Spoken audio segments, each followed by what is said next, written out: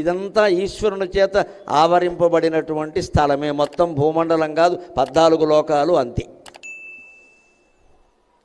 దీంట్లో ఆయనకి ఇచ్చిన తర్వాతే నువ్వు స్వీకరించాలి ఏదైనా సరే. దాన్నే మనం ఇప్పటికీ ఇళ్లలో ఏం చేస్తాం, ఏం వండని, చివరికి బిర్యానీ వండని 2 చుక్కలు నీళ్ళు అందులో పోసి దేవుడికి నైవేద్యం పెట్టి తినండి, అంతే లెక్క. ఏది తినేవాళ్ళు అదే నైవేద్యం పెట్టండి, తప్పేం లేదు. యదన్నంబురు శోభంతే తదన్నా తస్య దేవతాః. దేవుడికి ఇది నైవేద్యం పెట్టచ్చా పెట్టకూడదా అనేది శాస్త్రాల్లో ఏమీ నిబంధనలు లేవమ్మా, మొహమాట పడక్కల, దాని గురించి భక్తి వదిలేయక్కర్లేదు. అలా పెడుతూ ఉండగా నీకే అర్థం అవుతుంది, ఈ కక్క మొక్క దేనికి ఆయనకి పని లేక ఇంత బెల్లం ముక్క ఎడితే సంతోషిస్తాడు కదా అని నువ్వు మాంసాహారం మానేస్తావు, ఆయనకి అదే పెడతావు.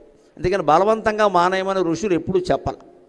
అంతేదా ఏదో మాంసాహారం తిన్నంత మాత్రం నువ్వు ఏ పూజ చేయొద్దు అని చెప్పలేదు. అదే ఇదే కానీ కొన్నాళ్ళకి అది ఇది మానేయకూడదు. ఇప్పుడు మాంసాహారం కోసం పూజ మానేయకూడదు, పూజ కోసం మాంసాహారం మానేయాలి. ఇది వల్ల మనం ఆలోచించుకోవాలి కదా.